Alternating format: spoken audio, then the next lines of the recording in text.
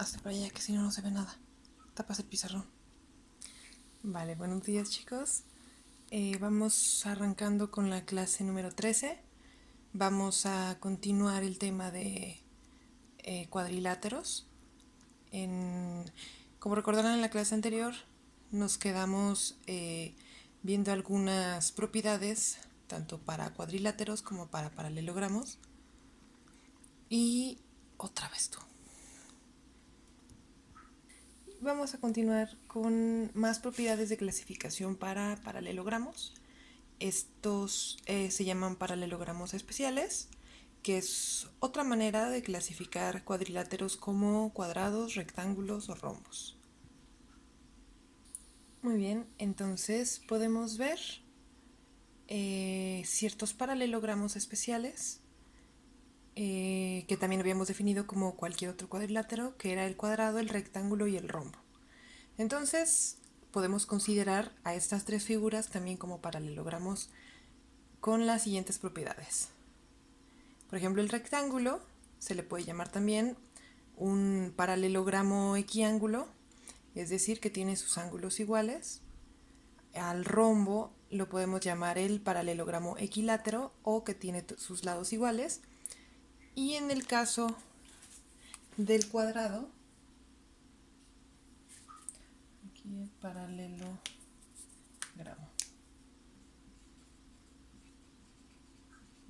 Okay.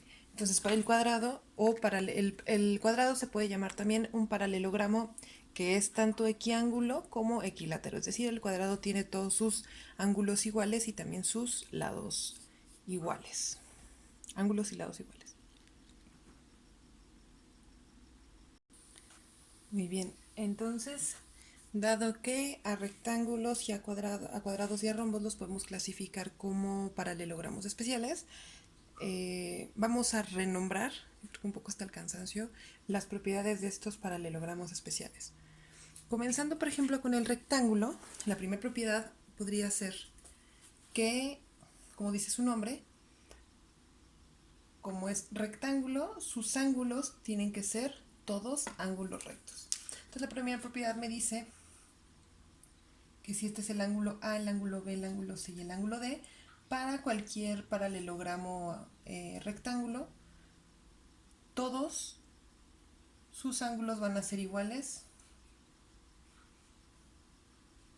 y van a medir 90 grados. Okay. Como segunda propiedad, me dice que las diagonales del rectángulo son todas iguales. Entonces, para esta propiedad, trazo una diagonal del segmento A al C y otra diagonal del segmento B a D. A ver si se ve bien. Ok, entonces, por la segunda propiedad, esta diagonal AC minúscula.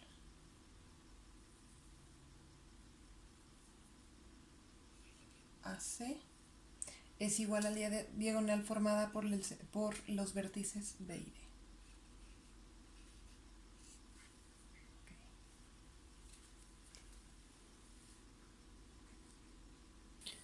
Ok, vamos con la tercera propiedad, la cual me dice que al trazar las diagonales de los vértices AC, AC y de los vértices BAD, por la propiedad anterior, yo sé que estos vértices son iguales y en esta propiedad me dice que se forman dos pares de triángulos, los cuales son congruentes. Por ejemplo, podemos ver este triángulo de aquí, formado por el segmento A, B y D, el cual, el segmento A, B y D, el cual es congruente al triángulo formado por el segmento BCD.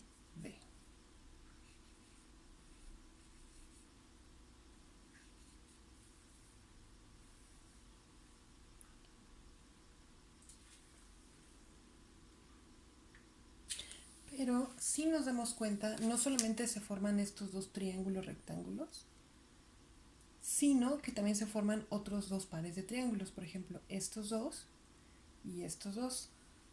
Entonces podemos decir que tanto este triángulo es congruente con este es congruente con este.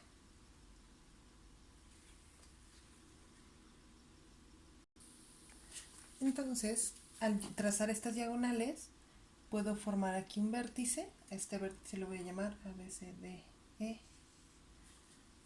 Ok, entonces voy a tener los siguientes triángulos. Por ejemplo, el primero sería formado por los vértices A, B y E. Entonces tengo este triangulito, este de aquí. Este va a ser A, B y E. Y si se dan cuenta, este es congruente con este triángulo formado por los vértices, los segmentos a través de los vértices C, D, E. Triángulo C, D, E. Y lo mismo con este par de triángulos. Si a este lo veo formado por los segmentos entre los vértices B, E y C, B, E, este triángulo es congruente con aquel formado por los segmentos a partir de los vértices A, D y E. D y E.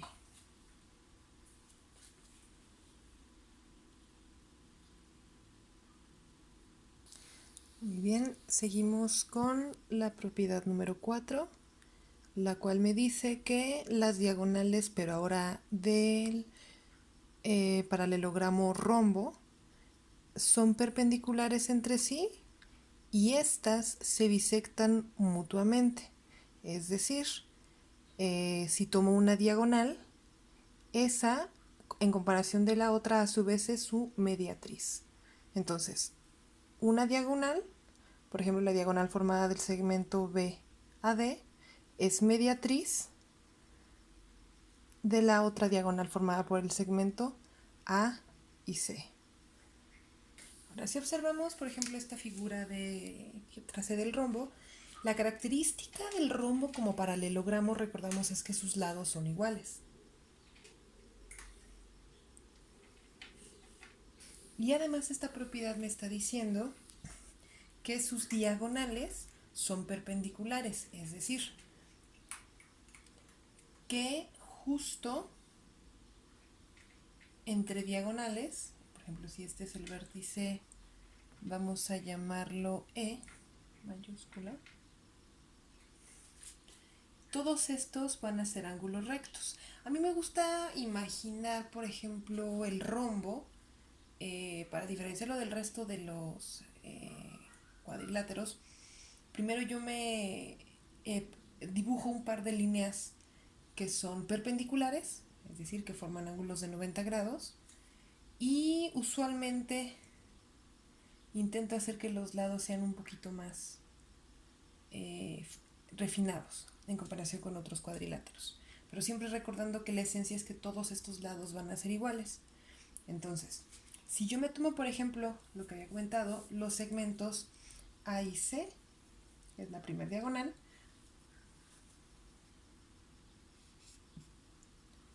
AC, esta diagonal tiene que ser estrictamente perpendicular. Recuérdense que esa es la notación para denotar perpendicularidad a la diagonal leve. A su vez, yo sé que el segmento formado del vértice A al E tiene que ser igual al segmento formado por E y C. Y lo mismo ocurre este segmento formado por los vértices B y E. Tiene que ser igual al de los segmentos D y E.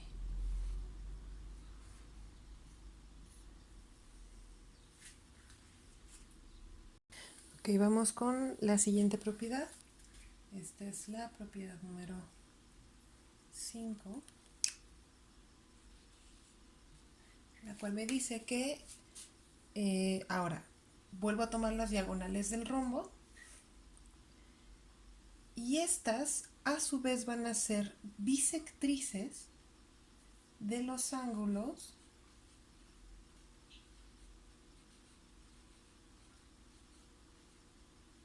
formados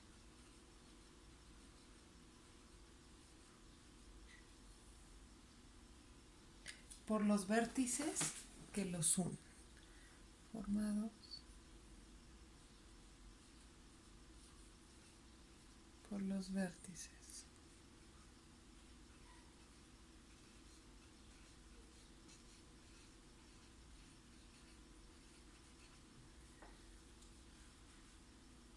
Entonces, por ejemplo, si a este ángulo yo lo llamo 1, a este 2,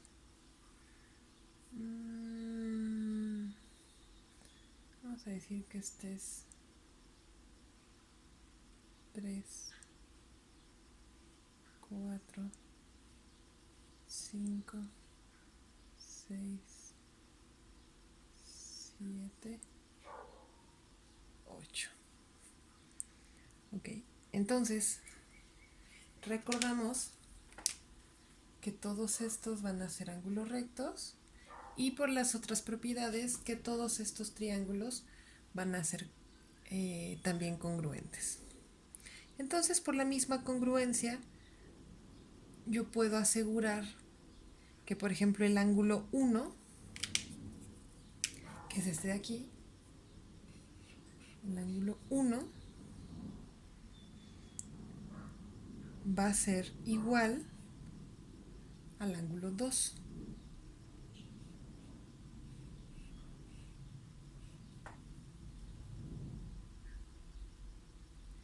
Y a su vez va a ocurrir con cada uno de los vértices. El ángulo 3 va a ser igual al ángulo 4. El 5 al 6 y el 7 con el 8. Ok, y como sexta y última propiedad para paralelogramos especiales, las diagonales de un rombo forman, creo que ya lo había dicho en la propiedad anterior, spoiler alert, bueno, las diagonales de un rombo forman, como lo mencioné, 4 triángulos congruentes. Si se dan cuenta, este triángulo es idéntico a este, idéntico a este, idéntico a este. Entonces vamos a renombrarlos. El triángulo formado por los segmentos A, E y B, que pasan por los vértices A, B y E. Entonces este triángulo A, B, E es congruente con el triángulo formado por los segmentos B, E y C. Triángulo. Y este a su vez es igual al formado por los segmentos CED.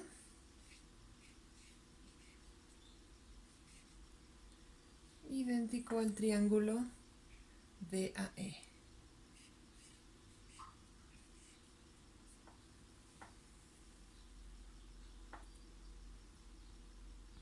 Ok. Ahora, estas 6 propiedades, unas son válidas para rectángulos y otras son válidas para rombos. Y bueno, recordemos que un cuadrado tiene las propiedades de ambos, o sea, es decir, es equilátero al igual que el rombo y es equiángulo al igual que el rectángulo. Entonces, las 6 propiedades se valen también para cuadriláteros. Entonces, con estas propiedades en mente y las previas que habíamos visto para cuadriláteros, vamos a resolver más ejercicios de aplicación. Muy bien, vamos con un primer ejercicio de aplicación para rombos y romboides especiales, el cual me dice lo siguiente.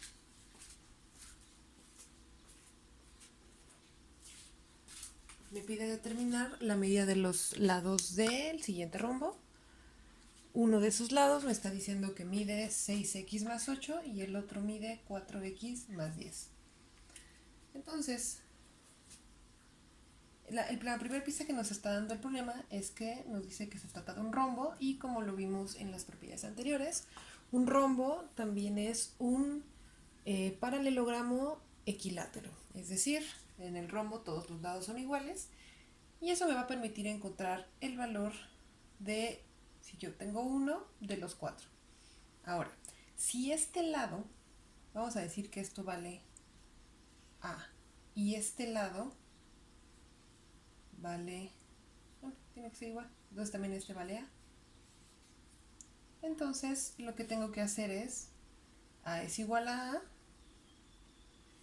6x más 8 tiene que ser igual a 4x más 10. Y pues hago lo de siempre. Como se trata de una ecuación lineal, paso letras de un lado y números del otro. Por comodidad voy a pasar las letras del lado izquierdo de la ecuación. Esto sería 6x menos 4x. Y del otro lado, del lado derecho, voy a dejar los números. Esto sería 10 menos 8. Entonces 6x menos 4x, esto es 2x. Y 10 menos 8 es 2. Para despejar x paso el 2 que está multiplicando dividiendo. Y esto me quedaría 2 entre 2, que es igual a 1.